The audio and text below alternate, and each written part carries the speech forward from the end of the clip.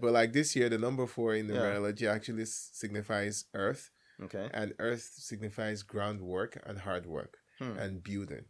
And then it's 2024. 2 4, Two yeah. two. 2 2 4 Two 4 plus two is 8. 4. So this man was counting the money. I was like, Where's the money? Mufi 20 naira, Sibi bye. And like we're about to go, we just got into the car. My dad came from nowhere. I just stood in front of the car. Where do you guys think you're going? No way. I was like, No way. Today I have with me Mr. Joshua Atonson. AKA Cartoon Lips. Nah, just kidding. Is that what you want to do? Nah. That's what we want to do? Well, I got this though, so that. No. AKA, wait, because I know Charles changes. Yeah, Josh experience now. Josh experience. Josh experience. Just experience. The one and only Josh experience, you know. So, you have various experience. Did I even say welcome to Nigerian Conversations? Did I say that? You can do it now. See, that's the thing. I need to actually do script. Partially script, because I need to do like an intro and an outro. Yeah. I'm like, oh, welcome to Nigerian Conversations. Or sometimes I just want to get into it and then worry about that later. But still, I still need to do those too. But still, welcome. Thank you. So, appreciate you. Have you always been the extroverted in the moment? I won't say center of attention, but control of attention. Mm-hmm. Have you always been that guy, or was it something you developed later in life? Honestly, to date, I say this, and I'm saying this for the record as well. Yeah. To date, I'm not extroverted. At like all. People think I'm extroverted. I'll consider myself as an ambivert. So like I have a switch, to which I can turn on and off. Okay. For the most part, the extroverted side, I would say I started discovering it pretty late. Like a couple of years ago. Let's say 5 years ago. Or 4. Okay. 5-4. So people that have known me for like years actually see this side and they're like, no, this is not Josh. And people that know me now are like, are you an introvert? I'm always, so like if you see me on Mondays to Friday, you're like, nah, you changed. So like I've heard people give me comments like, oh yeah, I expected you to be this person from like Afro vibes, like, you know, the way I am, like everywhere and just out there. And when they speak to me on a one level, it's like very different. They're like, all right, where's the bubbly guy? Where's the exactly.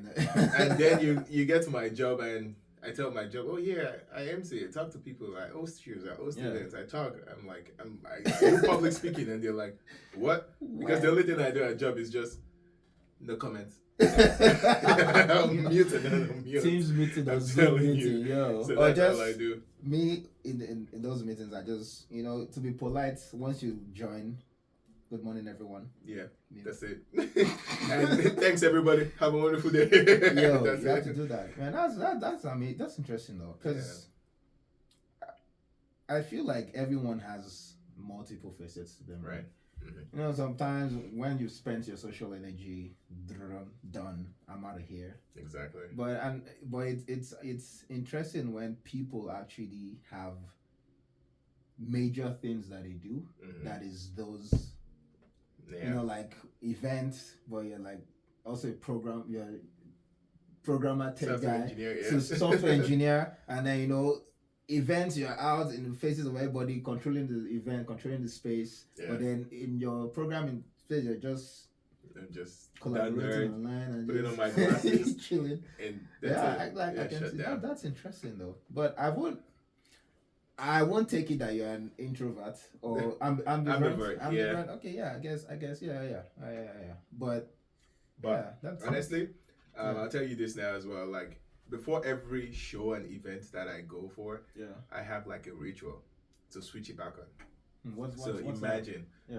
Imagine me being quiet, remotely working from home, staying indoors. Sometimes I don't step outside till I have to get my meal out of my mailbox. Sometimes. Like this old snowstorm and blizzard we had, I did not step outside, bro. Like I just stepped outside today that I had to go to church, and maybe yesterday as well, and I had someone come pick me up at home because I'm just like, I'm not gonna stress myself and drive, you know. And when I stepped outside, I was like, oh wow, I've just been seeing updates. I actually saw your video as well. I saw a couple of people's video, and I'm like, oh, is that what is going on? There was like this much snow piled up all over the car. Yeah, it's about 12 It wasn't inches. just one side. It's everything. Wow. Yeah. Don't come to Milwaukee. It was great. But yeah, so like I usually have rituals. So like usually like for example on Fridays when we have like events and stuff like that, I just try to condition my mind, right? I get off work. I try to get off work as early as possible, maybe 5:36. Then I try to take a nap or lay down, calm down. Then I talk to myself like, all right, switch. You're about to be the bubbly kind of guy. So like then I eat dinner after that, and I start playing music. I disturb my neighbors, and start playing music, start dancing by myself in the house, start doing my leg walk by myself. So from there, my body's getting hyped and pumped.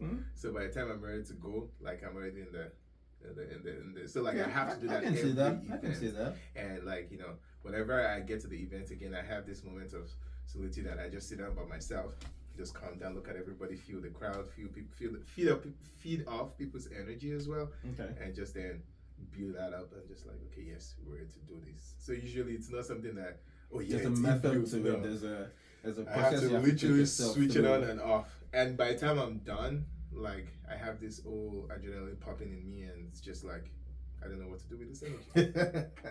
And I have issues sleeping. And I have to switch it back off again. Look for a way to switch it back off. So thanks for taking us through that, because I can't imagine. But that makes sense, because if you have to go from a low energy state to a high energy state, there has to be something in between that actually takes you there. Yeah, especially when you're not consistently that person. I mean, the part of me is there. Don't get me wrong. It's there. It's just laying sometimes dormant. Like I have to wake it up. That's cool. That's cool.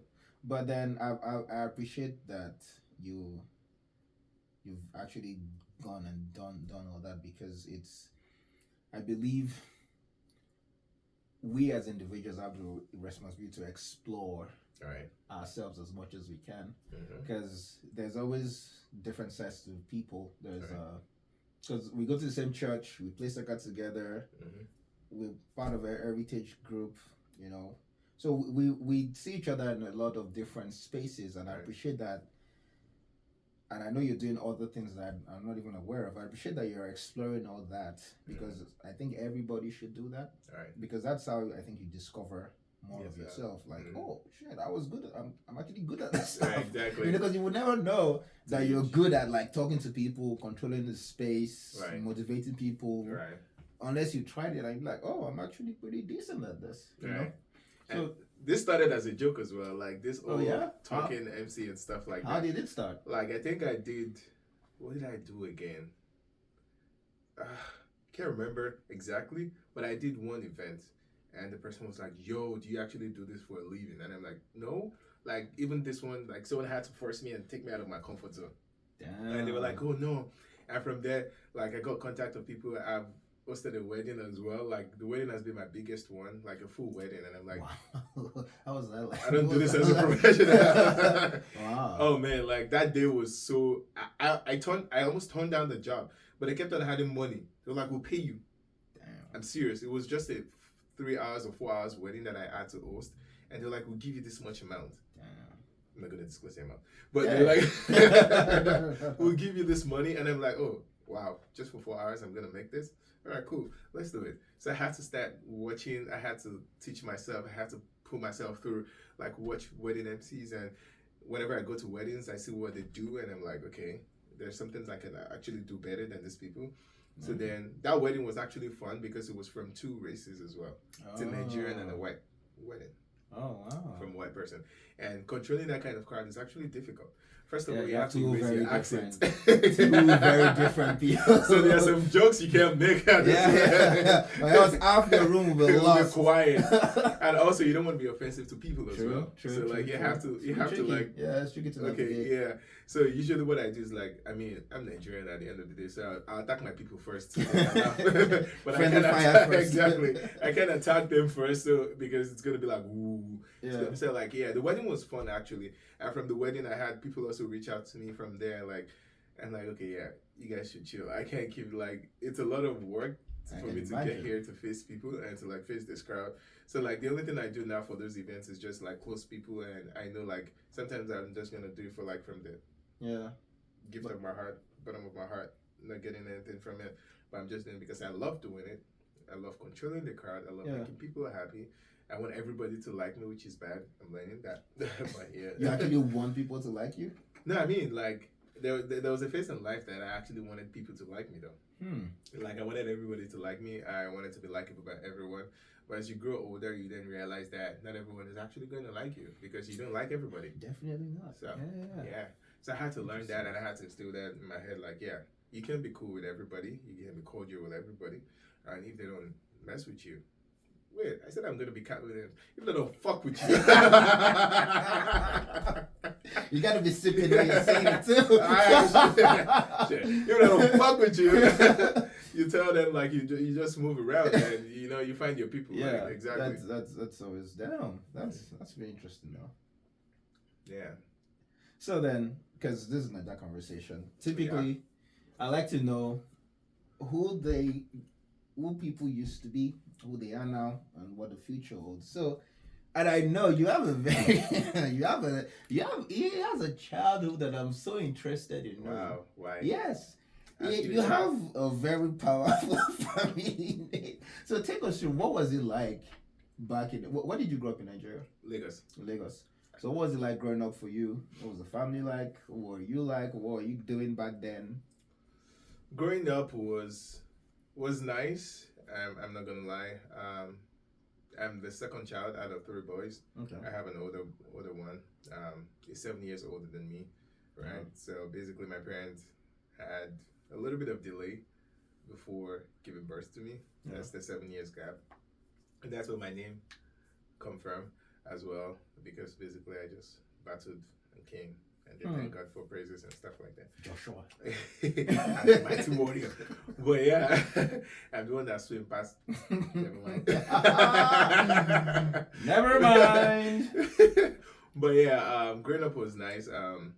But a part of me felt like I was more of the experiment child in a way. Wow. My older brother had almost all the luxury in life as well. Okay. Went to one of the best schools in like primary cred. Yeah, I'm saying this on camera now. But I said I was going to be Cat Williams, so this is part of it. But anyway, he went to one of the best schools in Nigeria, like Corona, like Ikoyi, grade schools. And, we started as well as that. But then along the line, I mean, my dad is a professor and my mom used to work in the Secret Service. For real? Yeah. Damn. So like, I'm looking for me. It doesn't matter. Don't come looking for me. I do not exist. Yeah, she actually had to stop working because of me. Oh wow. Because she needed to like take care of our kids, and she was traveling a lot, so she had to resign and she had to focus on the kids. That's big, Yeah. So like to date, that's why I don't joke with her, because she gave up her career for us. Yeah, that's a big. Yeah, because I can imagine it takes a lot to get into the Secret Service. Oh yes. Even then, let it go. Yeah. Before my dad, especially then. I'm telling you, before my dad got married to her, they investigated his grandparents, investigated our great grandparents, because they needed to know like she was going like do all these background checks and everything. But she had to quit that for us and focus on us and stuff like that. So I don't joke. I don't joke with my dad as well, even in case he's watching this. But I don't joke with both of them because they're great people. But yeah, growing up was that way. You're talking about, you feel like you were the experimental. Oh yeah, experimental kids in the way of like, they kind of like were more harsh. They started becoming more stricter on me, starting from me. My brother had everything, like, but they were, yeah. This like they learned from. I don't want to say mistakes, but they learned from the previous trial, and like, we're gonna do things differently with this one. True. So this one is going to be the suffer head for all those stuff. But that's And then when they feel like they've gone too harsh, the last one is actually they're gonna succumb again. They'll be like, oh yeah. So basically, ladies and gentlemen, the middle child. The middle child syndrome. It's actually real, for real though. The second child syndrome is real. There was this meme, it was not even a meme. It's a video. You know this video that's been going around now. The people will be like, "Oh, I'm Nigerian, so I." You know? So there was one that there was a family. They looked Indian, or Eastern Asian, maybe Pakistani or something. Mm-hmm. But it was the first son, the middle son, and the last born was a girl. Yeah. So they were adult. They were all making videos of, "I'm the first son, so all my siblings, da da da da da." Right. Anytime they got to the middle child, it would say, I'm the middle child, and then the video cuts off. And then they go to the last one. Imagine. And then they cycle back again. The first one gets to talk. The middle one starts talking. It cuts off. And then it goes to the last one. It is real, guys. There's like a middle child. To every middle child out there. Okay, so that makes sense then. But, I mean, I am the last child. But I am not the stereotypical. I get so pissed anytime some people discover that I'm the last one, and they start trying to, "Oh, you're the baby," and it's like, no, stop. But I can feel you though. So then, at what point or at what age did you notice that was a dynamic at home? I think I was in secondary school then that I started feeling it more because basically my dad would not let some things fly, right? Growing up in my household, I actually was a little tougher as well, in the sense of like, it was all book. Imagine having a professor that people hold your dad to a high standard. Yeah, I got a lot of stories today, but they hold your dad to a high standard, and like they expect you being a pastor's kid as well. Yeah, I'm a pastor's kid. Being a pastor's kid and a disciplinarian, someone who is the director of education that like is very sound. I'm just gonna pause for a second and try to make the audience understand. 1 is Nigerian. 2, pastor's kid. 3, dad's a professor. 4, mom used to be in military. the military. That's a lot. That's a whole lot, I'm telling you. Just being a Nigerian alone is a whole lot. Regardless of who your friends are, it's already enough. And now you have all that. Damn. I'm telling you, bro. So growing up that way was actually tough on its own. So like basically this was our childhood. Yeah. We get back from school, we do our homework and everything, then we prepare for the next day. The next day. Then we have long vacation break. Like after terms, we use terms in school then. And like basically what my dad would make us do is we finish the next term's syllabus that vacation before school resumes. When kids are going to excursions, traveling, playing soccer, like no, we never had any of those. We have to like finish the next term's old syllabus before the term. Yeah, but yeah, it was tough. But again, I'm grateful for it because it also helped us, formed us. But then it was just like, it was tough because basically it was just like, why are we doing this? Like, why can't we just be as kids? So it was hard. Yeah, fun fact again, for my WAEC, right? You know how kids use scratch card for WAEC? Okay, wait, scratch, rewind. Before that, you know, in Nigeria, you can write 3 types of like secondary school certification. You have GCE, NECO, and WAEC. Yeah. My dad said I was only writing WAEC. And he made sure the principal, my teachers, everyone spoke to my dad. Was like, no, he's only doing WAEC. We were like, what if he fails? He was like, well, that's it. Damn. That's it. Like, he's not going to college. He's just going to learn something else. Why? I thought he was joking. I thought this man was actually bluffing. Bruh, everything closed. And the only thing I registered for was WAEC. And that was my first international exam. Mind you, know how WAEC is being done, right? Yeah. It's done by various teachers from Africa. And they pick one from the bank. Yeah. So you can only just try as much, and you don't know what these questions are. Even your teachers don't know. Yeah, you're just gonna do past questions. Past questions and hope for the best. Yeah, hope you've covered the syllabus. Inshallah. Yeah. No, for real. So like that happened, and my principal was like, sorry, like just give me multiple. They called him to school. Was like, no, are you gonna pay for it? Even if you pay for it, it's not taking it. Damn. And bruh, I was like, okay. So I had to sit up because again, I was a little playful at that point. I was smart. He knew I was smart, but he knew I was not actually actualizing everything I needed to do. But what he did that I'm grateful for, it was he sent me to one of the best after school lessons in Nigeria. Damn. It's called Adams. I don't know if you heard of Adams in the show. No, we went that rich. No. But Adams was not that rich. So. But Adams is not even that expensive. But like Adams was one of the best. Like he has almost 90% success rate. And he has over 300 students. I do think I might have heard of Adams. Adams is very popular. Yeah. So like Adams is in Oshodi, that Mafoluku area.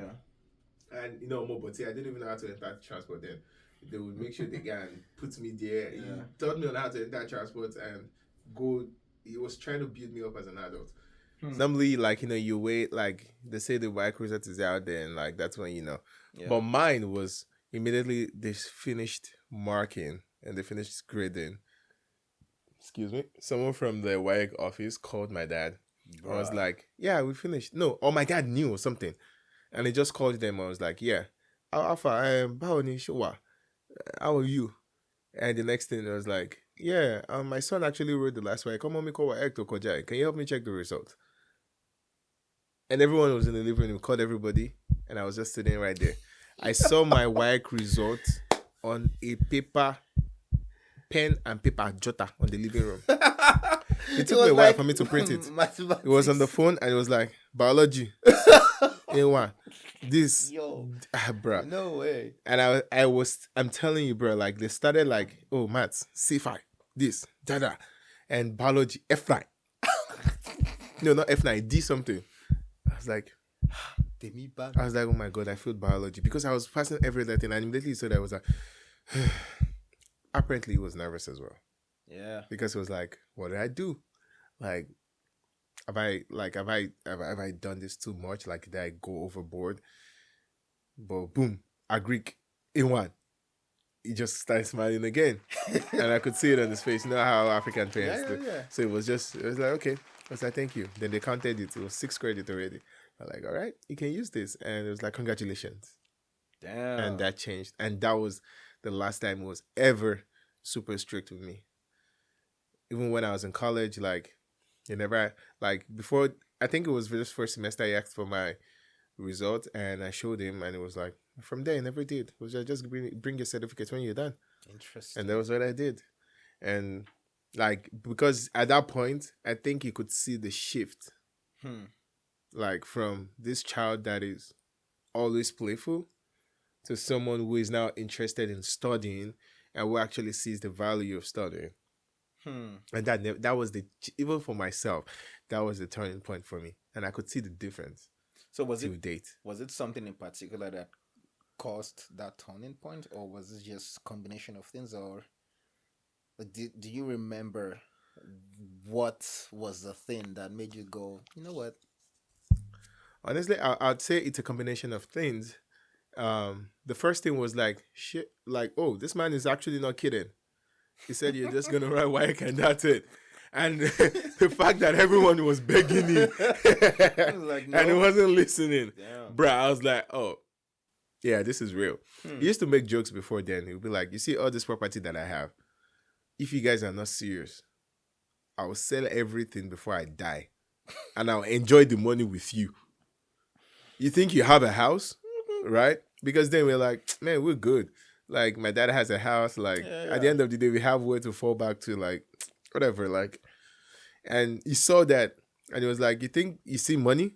I'm going to sell everything. I see. And enjoy it in front of you. I see what he was doing. So basically, it was like, then we're like, no, he was just kidding, Jai. He's messing around. But when I saw what he did for my WAEC, that was my turning point. Like, wow, this man is actually, he can actually do that. Damn. And then I told my younger brother, Michael, I was like, yo, this house that he has, he would actually beg us to come back. and it's probably going to be our kitchen. I'm not gonna lie.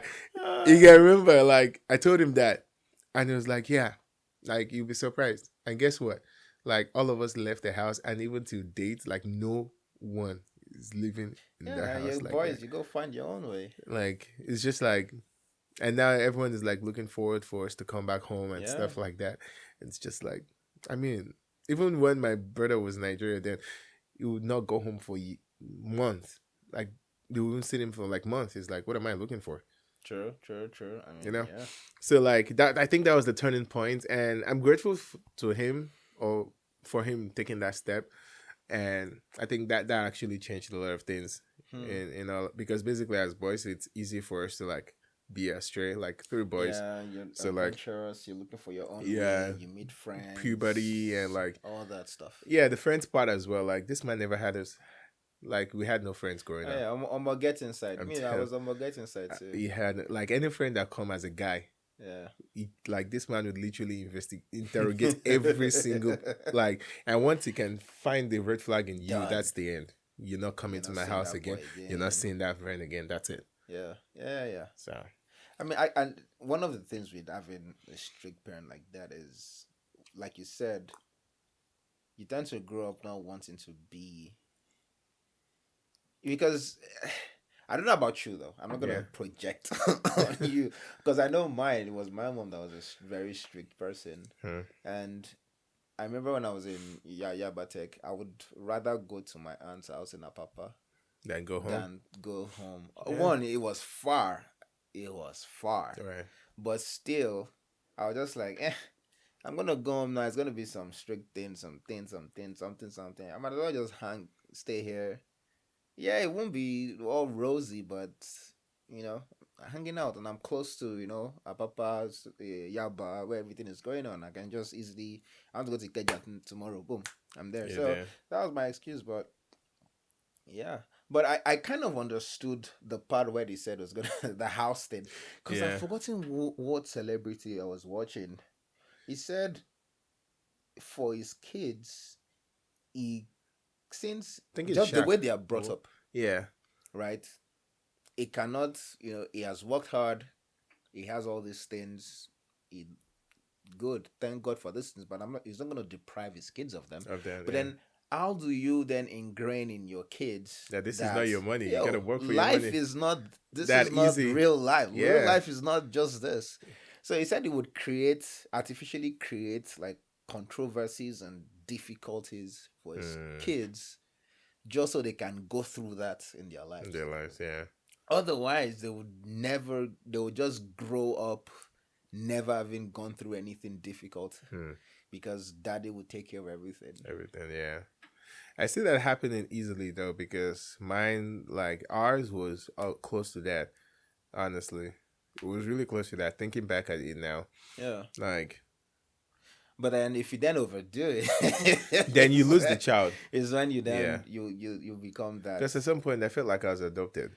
Oh yeah, I mean, there's nothing wrong with adoption, but like I'm just saying, you can't feel like they were my real parents. Grown up in Nigeria, I never have thought of that. Being adopted, running away from home. Oh yeah, just it's one of the two or both. Yeah, I wanted to run away from home multiple times. I was like, I'll just go. I won't come back again. You'd be like, wait, was I adopted? I should have been the last one. I'm like, did they just pick me up from the hospital? Was there a swap or something? Like, but then, the story of how I became a computer engineer too, like a software engineer as well. Yeah, what happened there? When computers came out at first, the old one. My dad was also one of the first persons to get it, and it was really expensive then. It was the days of UPS, that small little stabilizer, and how it makes noise. I was still young. I was like maybe 11, 12, or thereabout. And like, I was inquisitive. I was a destroyer, literally.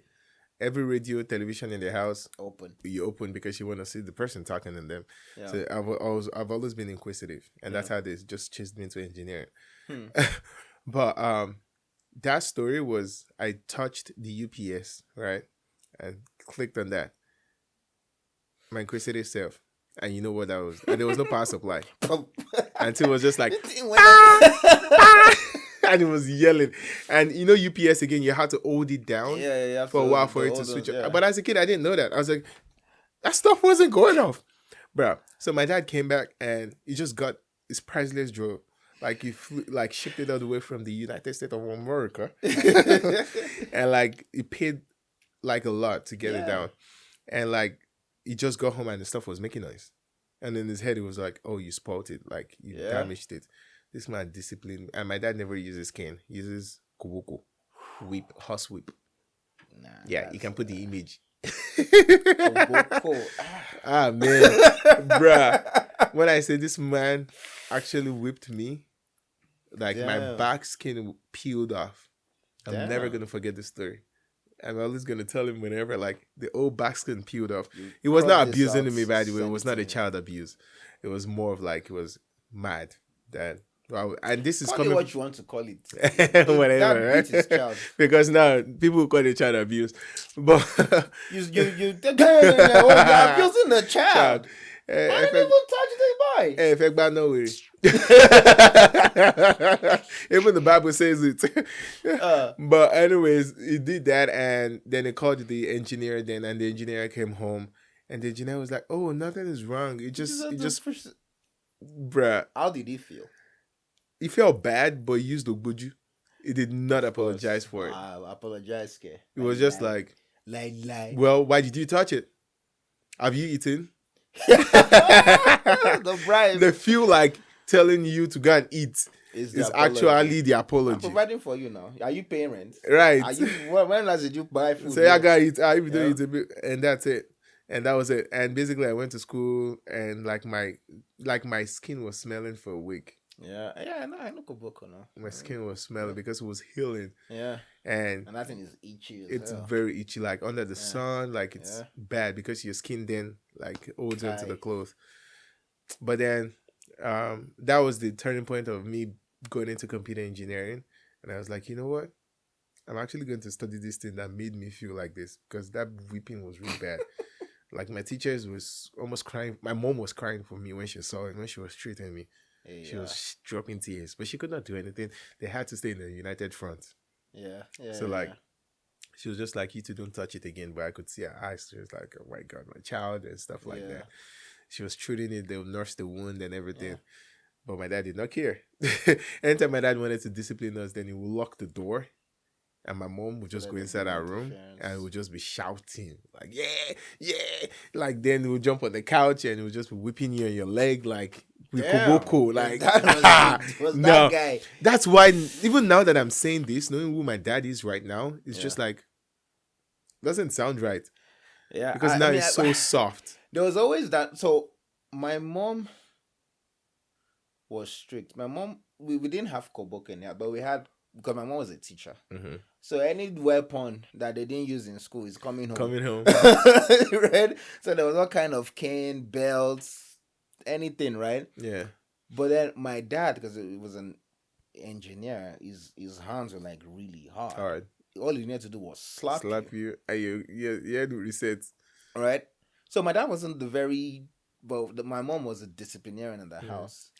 But even this story that you said, mine, I did something similar. It was which I actually did that. It wasn't physical damage, but I did damage the thing. It was the Samsung Blueface. When GSM was first coming to Nigeria too. So my dad got the Blueface. I think that was almost the same year it came out too. So it was still fresh. Very expensive too. SIM cards were like 60,000 Yeah, I saw the receipts. Everything. So man. Long story short, I locked the phone because he set a pin on the thing, and I had to get in. PUK, remember PUK? I had to get in, so I didn't locked, and I was not here. Just dropped the bag. But he knew there's nobody else in this house that would touch this thing except me. So we had to. But he was pissed. But I was probably my mom gonna even beat me for that, but I didn't remember because we had to. I've forgotten what he did, but it involved the PUK number, and then he called MTN because it was MTN, and they'll tell you to go and bring police reports. It took a long time. I don't actually know if he even fixed the phone. I just got a new phone or something, but it took a long time. Because they regarded it as stolen. To recover the number, because then it was with the number and everything. So I think it was more concerned about recovering the number than, because he didn't, and he used that was a one number. Well, he used that number from the very beginning. But man, Koboko. Yeah. And I remember we used to have one neighbor too that we would hear them downstairs. That was, I was like, your dad is that guy, because that even it was even the uncle. Because I think if I remember correctly, the dad of that family, of that home, wasn't in the country. It was probably in the UK or somewhere abroad, sending money back home to his family. And so I think it was the uncle that was also staying there that would be beating these kids crazy. Like it would sound as if they were almost fighting downstairs. Like, what's going on? You will see Koboko. I was like, the fun factor too there was like, whenever we would now go eat the Koboko, right? Thinking we've eaten the Koboko, and the next time my dad would just pull one out. Wait, there's more. So like the last one that we did that we learned not to hide that stuff was we eat one that had three mouth. Yeah. And then this man just brought the one that had 4. Biggie. Bruh. That stuff felt like there was bleed in it. Yeah, but I used to think there was bleed in it. It's cow skin. Yeah, cow skin. Thin. It's what they use in the whipping horse, like dragged it. So like it's really, really so dry and skin that is stretched out. So it is like. And this man would just use it on us, and our skin would just be. Like basically, we're just stubborn. We're all boys. I have a question. Have you guys ever talked about any of this in recent time? Now that you're all adults. I mean, I was going to do that the last time I saw him, and I think I should, but we just joked about it, because the last time I went home and we sat down, I just brought a bottle and we all sat down and drank the bottle, and I was just looking at him like, I'm actually drinking with my father. Like, look at me drinking with this man. Because I can bet, because there's no, unless, and I there's this thing about being tough. Yeah. That I guess maybe stereotypically fathers, maybe it's universal for fathers to want to project this toughness on their kids. That, I can't be emotional around my kids. Right. I have to be tough. Because I would almost bet that he had to have felt bad. Maybe not even in the moment when, for example, when the technician came and said, "Oh no, you just had to push this switch." Yeah. I'm sure when I feel like, I just did all that for nothing. I have to find an excuse for this. Yeah. Why did you touch it? I have to bet that there was some. I'm sure it felt bad. Shape, or form, I'm sure it did. But it would never confess that. No, because basically what it was doing then after I was like, he was getting us. He got me stuff. There was when he told me I could register for like a rugby team. Yeah, you got arrested. Yeah, and it was just like, but like it's such a fascinating thing. And it's like, stop crying. If I hear me good, but like you could tell like he was feeling remorse. But like me, I was just being like, I didn't even smile it. Like, why would you do that to me? Yeah. But again, like it was one of those things that also instilled discipline, because we were really close to like being astray, like joining a lot of bad gangs too, because we're all boys and we started becoming rebels at some point. And just that discipline. Also, like, how Nigeria became at some point. I mean, again, like because of that, it sent me to a missionary school somewhere in between. Bobby College. Like it was like, I'm not gonna waste too much money on you going to a private school because I did that with your older brother. I'm not gonna send you to a very, very terrible school. I'm just gonna put you in between. But the sad part about that again is that every teacher in that school, he had like about 4 teachers watching me. I'm telling you. Oh yeah, there's a story about that too. Of when like my dad, like out of 100 pupils in class then, you can never take anything aside from the first position. Second position would be like, is the first position, do they have 2 heads? Man. So like, I think there was a time, I'm about to disclose a huge secret. I hope he doesn't see this anyways. I hope he sees it. I hope this goes wide. You better know what you're saying. I'm telling you, there was a time like I was in school then and I came 3rd or something, or 4th. And I got home and basically I knew what I was going to face. It was going to be like hell already. I was like 4th position out of 100, by the way. And I go home and I just pretended I was sick. Right? And how did I do that? I chewed rice and kept water in between it. Kept it in my mouth for a while. So immediately go back from work. I knew he was going to ask us for a report card. So like before he could ask and go back and sat in the living room, I just stood up and puked the whole rice out. And it was like, oh my God, are you sick? Like stuff. And they started calling. I collected injection for free. But you gotta do what you gotta do. I'm telling you, I gotta do what I gotta do. Shit. I'm not about to get my ass whooped. Yeah. So because of that, like he actually pushed the ass whooping. He saw my results that night, but he couldn't do anything. Yeah. So he pushed it. And by the time it was like I started feeling, because I now felt sick because of the old treatment. Yeah. Then I felt sick, and before I could finally recover, it was like a week. So they already gone through, and it was just like, okay, next time I need this to try better. Like, okay, now gotta read, like, but that time I had to like study more. But basically that actually saved me from it. And they thought I was actually really genuinely sick because I puked all this rice from my mouth. Chewed rice. So like it felt like, and maybe you fell for it. Maybe he did not. Or maybe he just allowed me to do my thing. It would be extremely crazy for it to start. Oh, you puked there, but you still failed though. Exactly. And come beat me again. Yeah, no. My mom will probably even go off at that point. Yeah. Like, would rather have a healthy kid than a... No, there are a lot of things they actually did. Was it when first time I stole? Oh, wait. Tell me about that. I said it's going to be Cat Williams today, innit? What'd you steal? I stole from church. From the offering box. That was the first time and the last time I ever stole something. Wait. I'm telling you, bro. So the first time you want to steal, it wasn't from pot of soup. Nah. It wasn't from... No, the pot of soup is regular. My mom knows you know? It wasn't from like you open, because you know, like if you have like a sealed bottle of Coke or drink, you can open it, drink it out, and put it and put water back. No, not even put water. So you open it. Yeah. It's still sealed, and then you shake it and then it becomes hard again. Yeah. You off church basket. Church baskets. Nah, you can't know. I swear. So yeah, I stole. What made you do that? What even made you do I stole 20 naira. I can never forget till date. Why? Because of knockout. Banger. Fireworks. Oh man. So for context, before Fashola came and ruined everything in Lagos during Christmas and New Year. You know when you have your fireworks here in the US that you really can't do much, or it's the city or the county or whatever. Free for all. Anybody can just get anything. And throw your thing.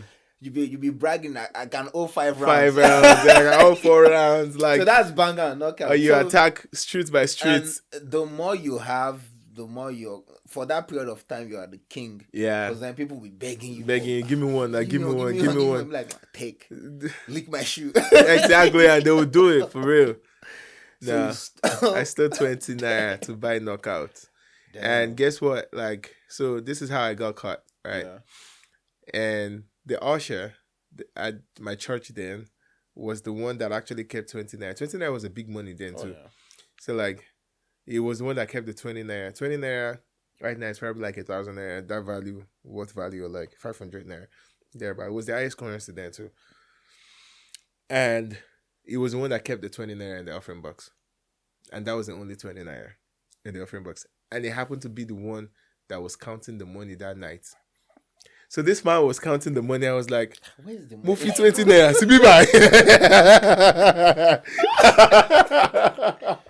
I couldn't find it. So they raised concerns in church, after church. And they told my dad. My dad was like, Dalomo. And he's never heard me steal, like none of us. And he was just concerned, like, who stole? Then they were trying to look for it, right? I mean, being a child, instead of me to just keep that money in my pocket and just strong face. But I didn't know how to steal. So, like, I started panicking when they were looking for it. So I just picked it like this and dropped it on the floor where I was standing. So, like, they were looking for it and they were like, And it was still, but I stood on the crime scene. Mumu. Mumu me. I stood right there. Like, and I just dropped it. Or maybe when I dropped it, it saw something drop. But he found it by me. And he was like... Wait, who found it? Your dad? The usher. Oh, the usher. And the usher was like, Sheun, now you carry this money. So he just picked it up. Then they took me to my dad, and my dad was so embarrassed. Because there's multiple things now, right? It's like, one, your son stole. Number one. Number two, he stole in church. Right. Number three, from the offering he's box. the pastor of the church, or he's part of the leadership of he's the church. He's the pastor of the church. Head pastor. Number four, the embarrassment of that. It was so disappointed, and I saw the disappointment in his face. And he was so embarrassed. Like, how? Why is this? Why? What do you need? That was the question. It was like, what? That was the first time I felt my dad did not take drastic action. He just left me alone. Oh, yeah. He left me at that minute. We got home. He did not say a word about it. And in my head, I was like, yeah, I'm dead. How old were you around I think I was like 7 or 6. Oh, 7, 8. Yeah, I was a little old. And it was just like, yeah, the embarrassment. We're driving home that night. My mom was just like, She's just doing that. Take Bilal. I mean, I could tell. We got home. He did not say a word. We had dinner. Everybody had food. He did not say a word. We were watching TV. He did not say a word. You just know it's coming. I was like, when is this coming? My heart was beating fast. I was falling asleep already. Then he was just like, Joshua, come here. That midnight whooping. Why Joko CBY? Sat down. Said, why? What did you need it for? Then they started showing me pictures of like thieves and what they do to them. He showed me Anini and how they shot him at the firing squad. I need to talk to your dad, man. Bro, I'm telling you. I need to have him on. He showed me. Like, bro. He showed me. He did it to the point of like, he called his friend Uncle Boa. His name is Boa, Mr. Boa. But I actually like that. That's like, I don't think any lesson can stick more than that He still flogged me. I know now. But he showed me all those pictures. Then he showed me the area boys in Nigeria. He said, look at them. That's how they start. You see when police come and arrest them, this is how they start. And if you don't, you're going to end up like that. Yeah, I'll tell you a story about Boa after this one too. Then that night was like, do you want to end up like them? Like, this is how you end up if you continue going. They will shoot you. They will burn you with tire on your neck. Then OPC was, I don't know. It was, yeah. OPC was very It was very rampant. OPC was even in our streets there. Flame people, like, there was, that time was the egg bomb and stuff like that. It was really bad. Like, they will flame people before cops come. Like, even cops know them. They give them their respect. Yeah, it was crazy. So, like, he showed me all that picture, then he now dealt with, but he didn't beat me as much. He used cane, just regular. He didn't even use Koboko. I just gave me 6 on my hand. It's been yo. I don't want this spot to be about your dad now because we've talked a lot about him. But that means it's. I mean, there's always someone in your life that's so significant and has such a huge role in everyone's life. So your dad's definitely a huge one. Yeah, but I would really like you guys to talk about that. However you want to approach it. Yeah. And just be like, why were you that strict? Or like, what was the... Yeah. Or you might go this way like, I want to learn from you. So, if I become a dad, should I be like you? Or... Oh, you did. So you might... Just like, Yeah. I'm like, yeah, so you know. But that would be an interesting conversation to have. Because I had one with my mom too. And she just taking us through our childhood and those kind of conversations we've never had before. Right. She's talking about our childhood, how she grew up, what influenced our mindset and everything. And it was very insightful. I was like, oh, okay, it doesn't excuse anything, but I can empathize now. I can understand. Why you're... Yeah. So then from there, so you finished, you passed the one WAEC you did. Yeah. And then... What school did you go to? Yabatech as well. Yeah. So then, from Yabatech, you came here? Yeah. What inspired that? Because I'm always interested in what inspired the move to come here. I actually wanted to come here before Yabatech. Oh, okay. Immediately after my work and everything, but my dad's excuse then was, again, back to my dad. But his excuse then was like, no, he actually did a lot because like even choosing Yabatech, he made sure I was in Lagos because he wanted us to stay close by, where he can still monitor us, where he can still have people watch us. Like he has a lot of. Did that make you ever want to just run go away? To Kanu? I'm telling you, like I wanted to go to Ondo State. I wanted to go to UNAB. I got an admission in FUNAB. I was like, no, I'm not paying for it, but you can go if you want to. Honestly, but like Yabatek, then he had his close friend, Mrs. Oyelola. Then, she was the dean and also the rector of Yabatek. Damn. So like, and they were close friends. They literally almost technically grew up together. They started their educational career almost at the same time. Interesting. So like, she or someone told me, Doctor Oyelola, because that was a fight. I was looking for her, and I went to her receptionist. And I was like, I'm looking for Mrs. Oyelola. And like, there's no Mrs. Oyelola here. And I called my dad. I was like, that's her office. And I called her. She was like, she's inside. And when she came outside, they were like, why didn't you let my boy in? Like, yeah, he said he's looking for Mrs. Oyelola, and it's only Dr. Oyelola out here. Nigerian mentality. But yeah, so he made sure we were in Yabatek then. I was in Lagos, so we could monitor. And yeah. And from Yabatek, it was like, yeah, I need you to like learn some experiences here before you go anywhere. And that would actually sustain you. Because then it was never, we couldn't survive in the wild as well. Because he's always had this concern, grip so on us, like, to let us go. So by the time I came here, I didn't even tell him I was traveling. I told him like a couple of days before I was coming. Yeah. How did you manage that? Because I just put it with my auntie that lives in Atlanta, and I was like, we both planned it together. So auntie on mom's side or the dad's side? That side. Beautiful. Yeah. Auntie on that side. Yeah. She's my G. Let them fight. Yeah. And I told him a couple of days before my trip, like how was literally that a week. Like I made sure I had everything done, like including my ticket. Nah, that's crazy. Yeah. But I felt bad for my mom because she didn't have to suffer for that. But my dad, I was just like, yeah, because I knew my mom was going to tell him one way or the other. Yeah. So like, I was just like, I'm just going to wait. It was so bad. And yeah, a couple of days, I just called both of them. I was like, I'd like to see both of you. And I was like, all right, what do you want to tell us? Yeah. I'm sure they were thinking of so many things. I mean, and I was working then too. So like, I just told them, I was like, yeah, I'm traveling. They were like, traveling? Where? Because I used to go to Calabar very well. Yeah. And they're like, are you going to Calabar? I'm like, no, I'm actually going to the US. And they were like, what? For visits? And they were not even mad. Long? They were not mad. They were like, the next question was like, okay, so where are you going to stay with? Like, I was like, never mind. Like, me and my auntie, we had decided the way that I planned. I was like, I'm flying to her. Like, I'm going to be with her for a long time. And yeah, my mom was like, you stay with because our families and both of them, both sides of their families are here. They're like, are you staying with my sister, my older sister, my younger sister? Are you staying with my court? I'm like, no, I'm staying with.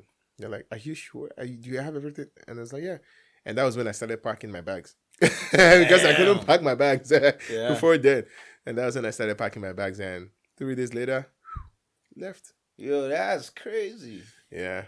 So that was really fun, and so they didn't get to like really soak it in. Till even the day I was traveling, my mom was like, "Oh, you're actually going?" I was like, "Yeah." And yeah, damn. I actually didn't remember. Because I know it was some friends that I didn't really tell until you got here. Some when I got here, some until like few days. Some knew because then I was working in PwC. Some knew I was processing everything, but some was just like, oh, by the way, because I'd started HND. Oh, I started HND program, and then like I was. ND, I was the most serious, and then HND, I was just not serious. Because I didn't care. I was like, I'm leaving not be here. So all these homework professors, those lectures be same. I'll just be like, whatever.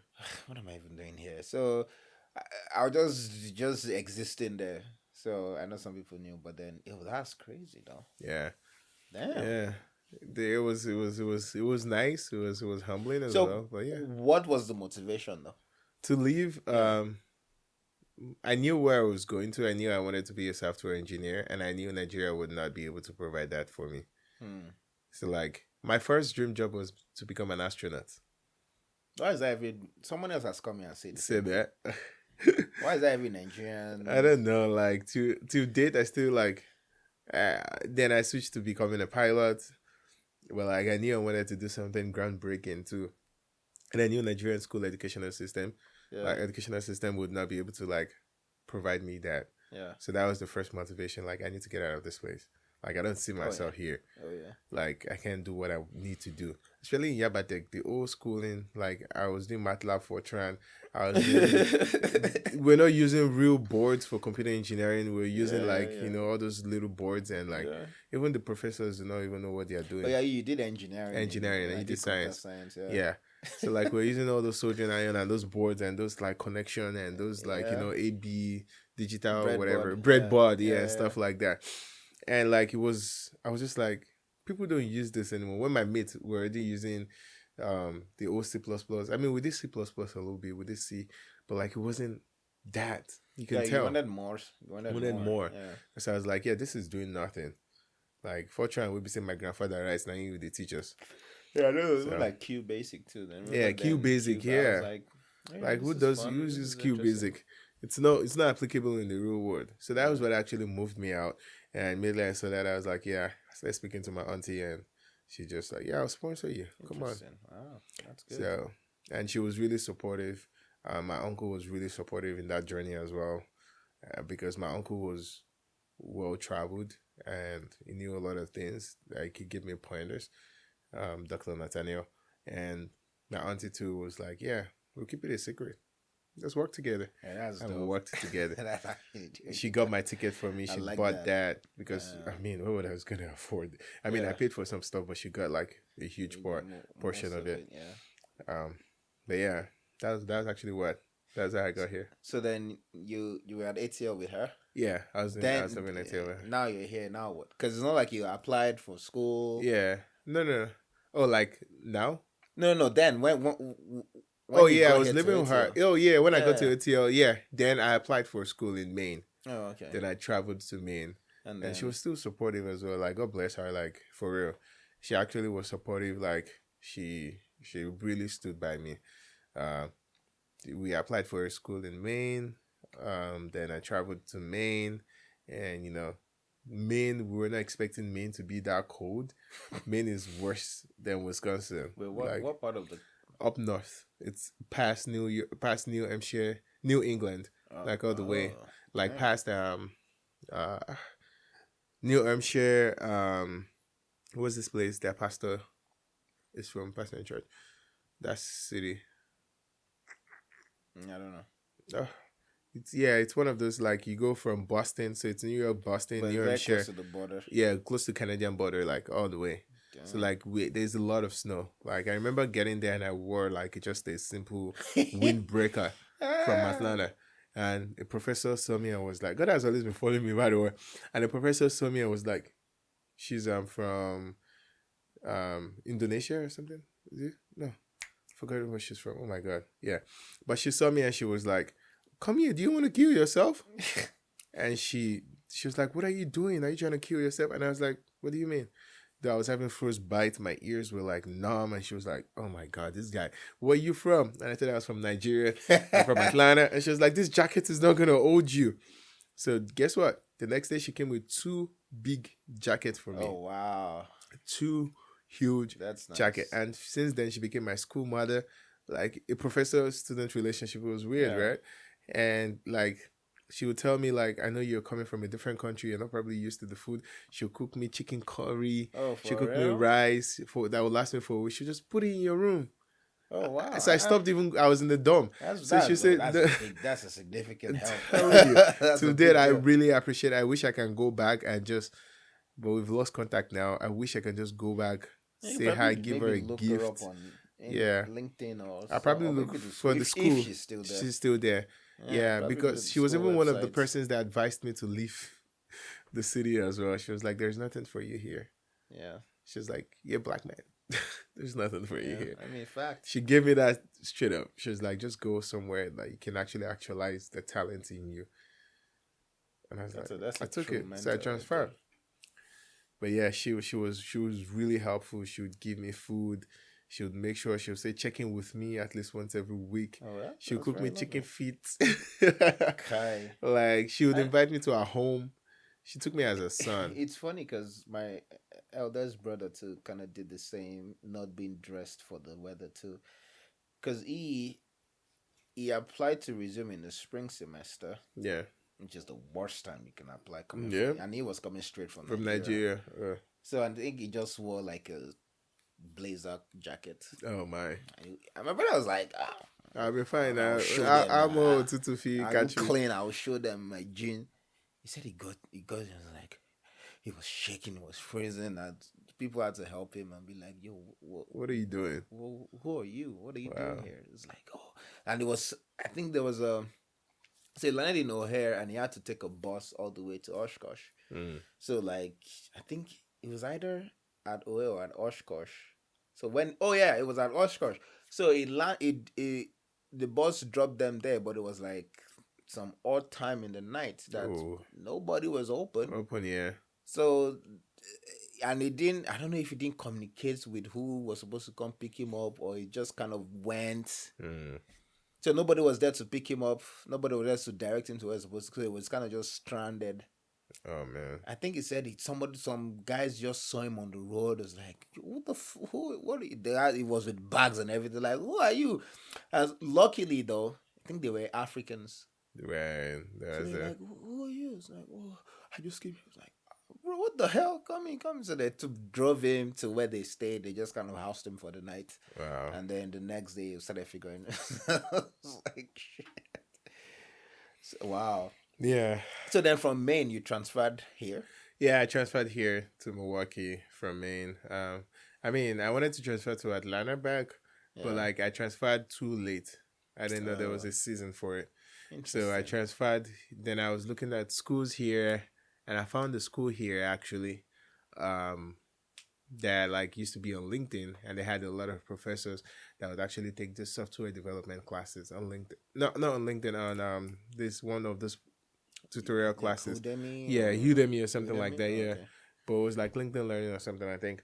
And a lot of those professors from that school actually take those classes there. Really? So I was like, yeah, I tried. And then luckily for me, there was a Nigerian that works at the school, and it helped with the whole process. This man would even bother me than me applying to Chile.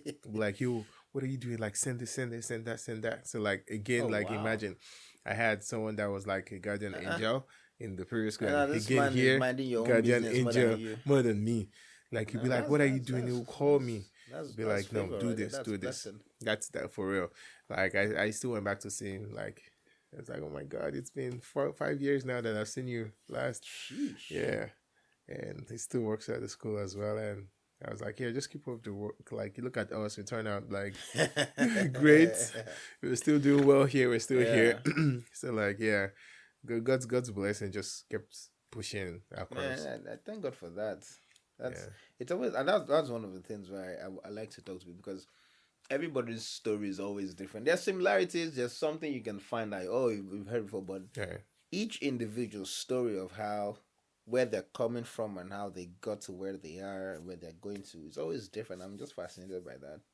I've forgotten who it was. I was talking about how they got it. I was like, that sounds like, it's so crazy that you can sit 10 Nigerians, 10 anybody here. Right.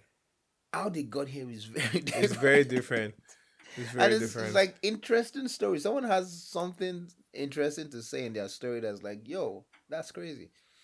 But that's thank you very much for sharing that. Of course. So now, I'm curious. Have you been to Nigeria since you got here? Yeah, I went to Nigeria like early 2023. Yeah. So since you moved here, when was that? That was like 2015, 16. Okay. Yeah. So 2023. What was your parents' reaction? Oh yeah, I surprised them as well. Again, this guy likes surprise. I shocked them. So like, I spoke to my mom. Like, she calls me every day and just like check up on me. And that night, she almost got me, because basically I got to Nigeria like a day, so I got there late at night, and that late at night usually is our afternoon, which is the time she calls me. Yeah. And whenever she calls me, I'll just be like, I can't. I'll still make a mistake and say I can't or something like that. And that day I was just straight. I was just I call him. She said, Bao. I was like, yeah, I'm fine. And we just spoke, and I was trying too hard. I was like, because I was trying too hard, like. Again, she called on WhatsApp, so she didn't know. She had no idea. Not on video call. If she had called on video call, she probably had done. Because you're like, why is it dark over there? Exactly. So like, I stayed in an hotel the first night I got home because I didn't want to like take that trip to the house because it was dangerous as well. My brother came to pick me up, and then we went out the next morning, head out to like home. And immediately I got home, my brother left me in the car, walked in. I was like, I have a surprise for you. No. That night, I told her that, like, what did I even tell her? Yeah, because I wanted food at home. I wanted to try her food. So I was like, I'm sending gifts to her for Christmas. Like, my friends are coming from here and they would come visit her. So she was already ready. She made food. She made stuff to send to me. She made granuts. She did a lot. She was getting ready for my guests, like, stuff like that. And then she was like... Michael was like, "Yeah, I'm heading down with the guests now. Like, you guys, so make sure you guys are dressed, like, you know, like, don't look too comfy." So, like, they got home. My mom he went inside. He was like, "Yeah, like, I have a gift. The gift is outside." They were like, "Did you buy a new car?" It was like, you know, whatever. They were like, "They're just walking outside. Then I just stepped out of the car. They almost ran back inside. My mom would just do like this. I was trying to like ease her in because she also has like a little health issue right now, and I was just trying to like raise her blood pressure or whatever. And I was just like, I was trying to ease her in, and I just saw her, and it was like, she just started crying. Oh, she was like, "Oh my God, almost 7 years before," and she was like, and my dad was just like, shocked. They were shocked, and they were like, let's go inside. You know, Nigerians, let's go inside. And we just went inside, and everybody was just like, and something that I learned that night was like, all my brothers came home because of that. And my younger brother has not been home, I think, for like a year before then. So, like, you know, so that night we were just all sitting in the living room and just chatting. And my mom just walked outside. She just saw all of us. And she just started crying again. Yeah. And she was like, I can't believe I'll see 3 of you guys under the same roof. Yeah. Because she had a life-threatening issue. And she was just like, damn. 3 of you under the same roof? That's, you know, when people say this thing of kids that they've unlocked the core memory? Yeah. That definitely for her. For her, it was like, you know, the house is currently somewhere that is like just quiet, and that night it was just loud, like, you know, we're just chilling, our kids, our brothers, all grown up, and like, you know, acting differently, happy, talking, healthy, and just like, you know, we're all tall, huge, and just like, oh, how far, tapping each other, and acting like kids all over again. So she just walked upstairs and she just saw us, and she was like. And we just saw her like this, and she started crying. We just went and hugged her. It was like, it's okay. Why you still crying? It's all right. That's good. And my dad was from me at Guy, but come and check us again. It's like, Shewa. Then when we wanted to go out around 9 p.m., my brother was like, yeah, I have this spot like we should go out to, like, you know, let's just go kick it. Like, you know, all my brothers are around. Like, I like to flex you guys, and my older brother. And like, we're about to go. We just got into the car. My dad came from nowhere. I just stood in front of the car. Where do you guys think you're going? No way. I was like, no way. Here we go. And it was like, and we're like that. We're just going to like chill, get pepper soup, get fresh fish, and just, you know, enjoy. And he was like, nope, it's too late. It's too dark. Like, you guys are going nowhere. Damn. We're like, Dad, we'll be back. We are fine. He was like, no, not at all. He made sure he locked the gates. He was like, nope, not at all. He locked the gates. I was like, let's go inside. I was like, Shebi, you brought drink. Go and bring drink. Let us all sit down and drink. You said that? Yeah. So that was when I said when we were drinking together. I remember earlier. So like, you just say, it was like, you are going to outside to drink it. Don't worry, we'll cook fish. Drink it. So all of us sat in the living room that night and we just had food. And I was like, oh, this man. But he did it in a nice way. He still respected us. But it was just like, he knows if you really wanted to go, he will go. Yeah, there's nothing. But again, we also have the respect for him as well. So it's just like, I'm like, if only you know the time we go outside. You never know. You don't know. If you know, you know. When boys are still outside. But I mean, he probably just wanted to spend that day. You guys just that day. But like, what I noticed was beautiful. Like, they didn't want me to leave their side all through. Yeah, like, whenever I go out and I'm trying to greet other people, they're like, immediately it's like 5 p.m. Like, where are you? When are you coming home?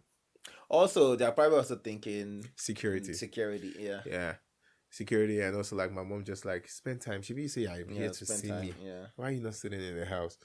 So it's just like, Mom, I'm here to see you, but I'm here to see every other person I'm not seeing as well. Like, I'm here to see you a lot. So like, well, it was fun. It was fun seeing them. It was fun seeing that memory of like all of us being in the same house as well. That's very beautiful. And our rooms were still there, like the beds were still there, like the bed we grew up in. I was just like, I could not even. Was I sleeping? The room was small. I was like,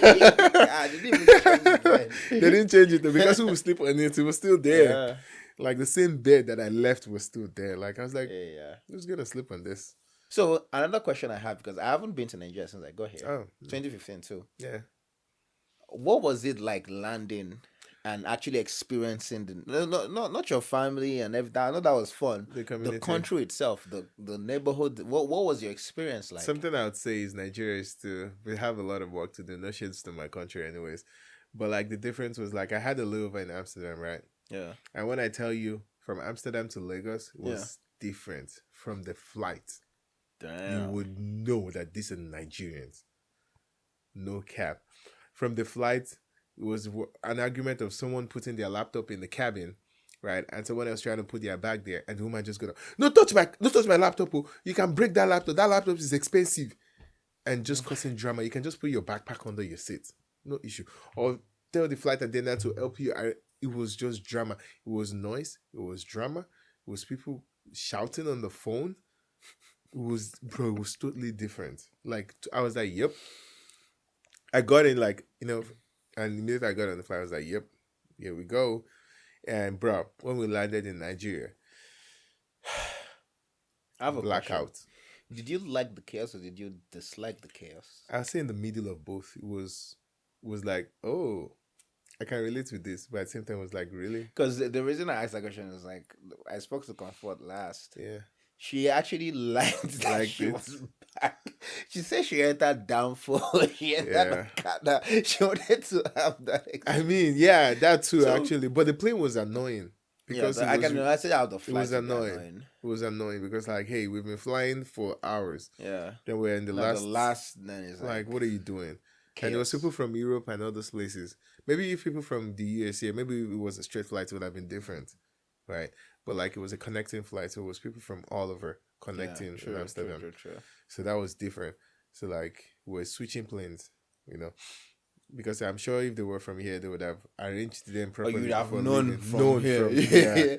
Because the same people. So, yeah. So then when I landed at the airport, like, it was just all blackout. I was even surprised how the plane landed. Blacked out, no lights. I'm telling you, no lights. Even the little runway light was just once in a while, and there was a lot of, like, bush around. I'm not trying to throw my country down, but, like, it was just different. It was in Murtala, right? Yeah.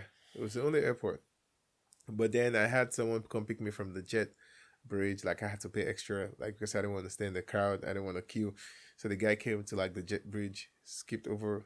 I'm like, yeah, I'm not about to do this. Came like a celebrity, whatever. Sounds. So, like, he took me, escort down to, like, my car, got my luggage. It was fine. But the sad part is that, like, the lines for Nigerian citizens are way longer. Here when you're coming as a citizen, it's shorter than coming as a visitor. Yeah. But then in Nigeria, it's the reverse. So if you come in with your US passport, you're liable to get out fast. Go. But if you're a Nigerian passport, you can spend 3 hours. Charles actually spent like almost 3 or 4 hours at the airport. Isn't that just sad? It's sad. Because that thing is annoying because yes, there's this thing of if you take a Nigerian passport all over the world, there's this disrespect that people say comes with the passport. People don't respect you. They're like, Nigerian passport, blah, blah. It's not the blue, Mm-hmm. To then go home and now have probably even worse experience. Is crazy. No, it is sad. That was sad. I'm glad I actually did that because, like, again, it's not encouraging to do that, but like, you have to because you don't want to waste your time. Yeah. Because they waste your time, and you can't do anything. Who do you want to fight with? And again, the fact that you have to like say some stuff just to get by. If you tell them you're working, it's another wala. Oh yeah, you have to lie now. You have to lie that you're a student. You're a student. You're just sitting. You're doing something. So all those extra stuff are like something that are unnecessary, but you have to do those stuff to get by.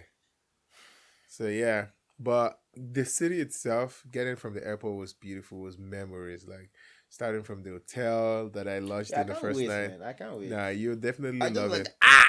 Yeah, like, bro, when I say, like, I was not even exaggerating, man. Like, your body would actually just pick up to some things that you feel like you're forming. Things that we used to see people come from the abroad, they'd be like, why are you forming? You would actually, really? My brother was driving me, and I was holding on to like the stuff like this. Not like I'll put my hand back before I know it. I'm like, because they were driving. You know what those girls used to say on, like, when they traveled to Nigeria?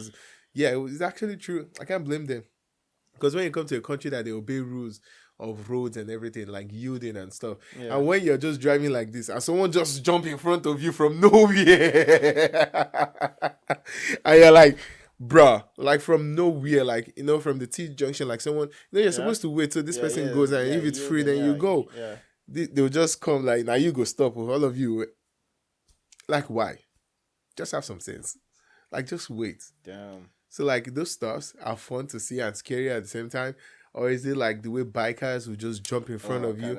Or is it the way cops will stop you in the middle of the night trying to extort you? Or is it the nightlife? It's just, it's an experience that you're like, I actually lived here. And now it's just like, it's almost foreign now. It's like, actually, I got sick as well. I got sick. I got infected by viral infection from water. Oh, shit. That gave me a chronic sinus infection. Damn. And I didn't drink any water from Nigeria. Yeah. That I had to spend money here to actually fix when I got back. Damn. Yeah. So, like, and me, I was just there, like, I was 1 year giant when I just, so I was just doing everything, eating fish, eat everything, I jackpot. Damn. Interesting. Yeah. At the end of 3 weeks, I started feeling sick, and my mom was scared. They were like, "Oh yeah, you gotta go. Yeah. You gotta go. Like, you're not going anywhere again. Like, you just gotta chill in the house." So I spent the last week just at home, just trying to recover because they were worried at some point. Yeah. And then I got back. I started feeling better. And they're like, I swear that I'm not even trying to like form it. You see for yourself. Then I got here and I started asking people, and a lot of people were telling me I was supposed to have gotten some injections, supposed to have gotten some treatments here before leaving. Oh, before leaving. There's an injection everybody gets before they go. What injection? I've forgotten the name. I'll have to ask again.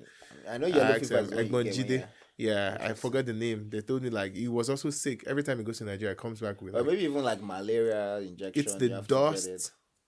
Because it's in December, it's like a Harmattan season. Yeah. So it's a lot of dust.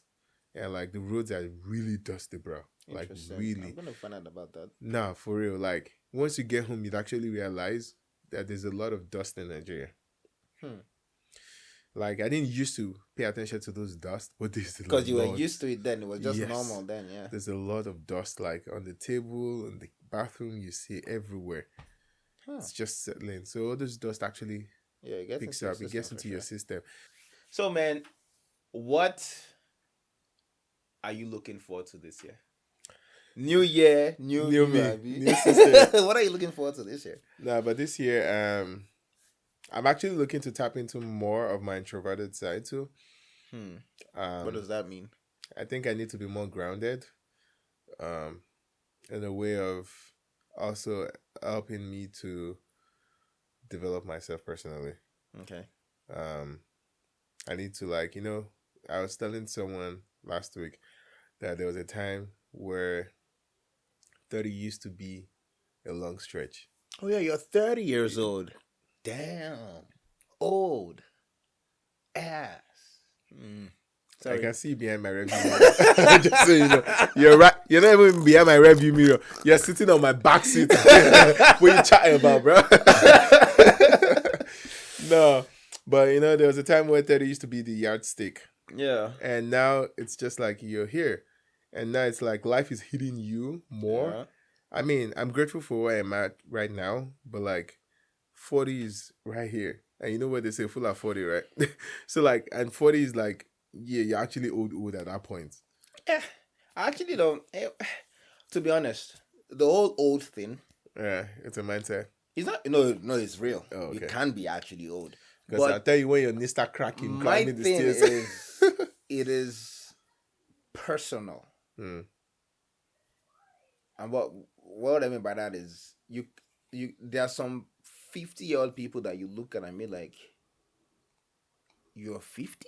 Yeah, true. And as if you'd be like, oh yeah, you're 50? You know? It's like, bro, you look 70. Right. Or no, you look 30. So that's why I'm like, because that's why they tell young people, take care of your body. Yeah, true. Eat good. Eat good. Exercise. Get sleep, exercise, build drink muscle. Because then that would actually help you grow. Right. Yeah. But obviously, you want to have those milestones as you grow older anyway.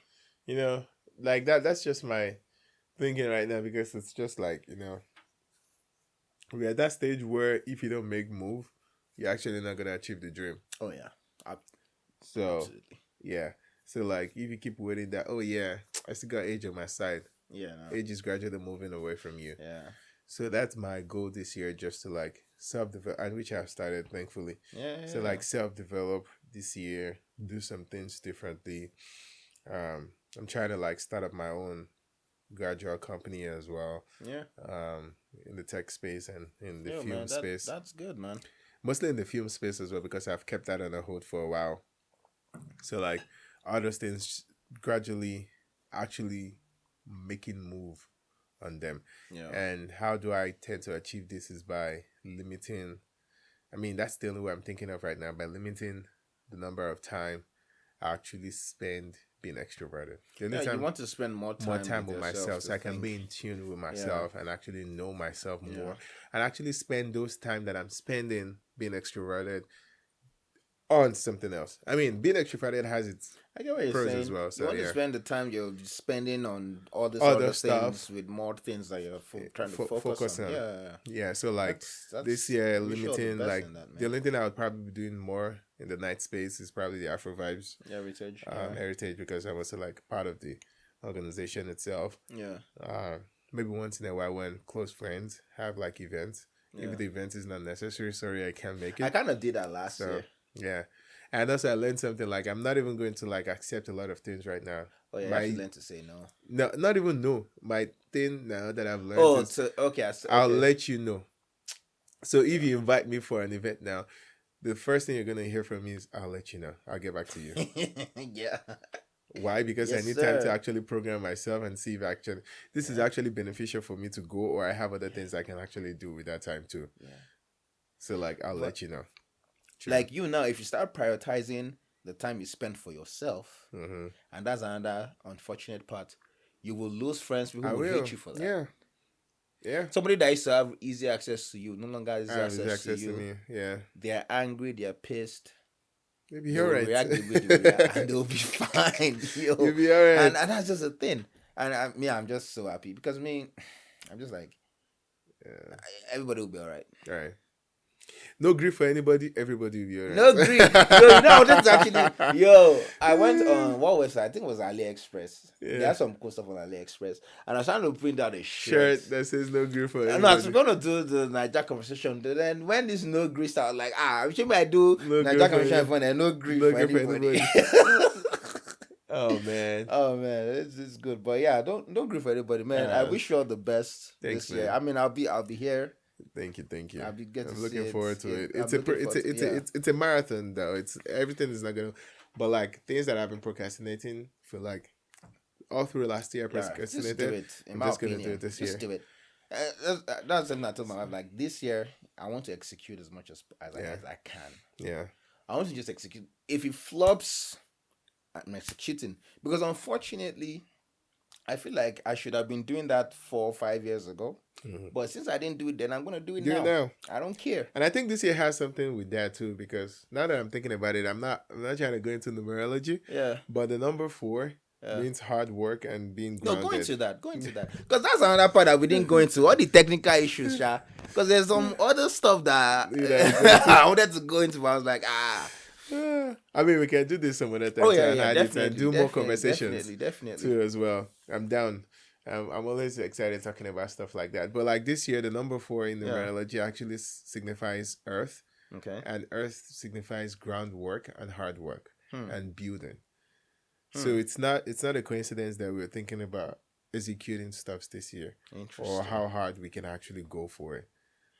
The 4 is like, that's why they say 4 corners of the earth. It's a complete circle of that. And like, it's just everything, like this room has 4 corners, right? So like, it's groundwork, building from the scratch. So like, I just thought about it, like it ends with 4, like, what does that mean basically? So. And then it's 2024. 24, 2 plus 2 is 4.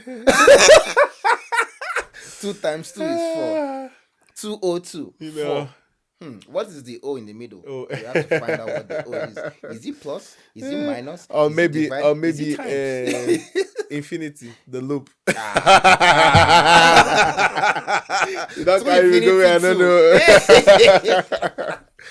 Oh man, this has been good, man. So let's just execute and become better people and just get honestly, because there is no excuse, especially being in this country. Number one, there's just no excuse not to execute. Right. I'm not saying no excuse not to have $10 billion. No, that's not what I'm saying. There's no excuse not to execute. Yeah. Because you have resources. Yeah. You can. There's nothing stopping you. Whether or not it will be successful is a different story. Ball game, yeah.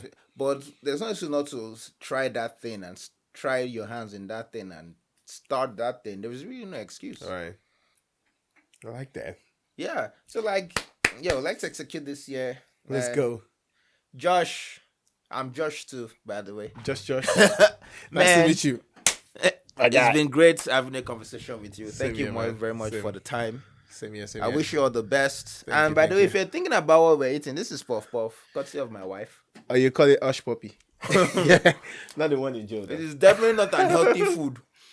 Healthy. But I've eaten a lot of it. No, it's healthy though. When you consider it. It's a balanced diet. Without protein though. No, can fat or not? No. Fat or not? But yeah, that's a Nigerian conversation.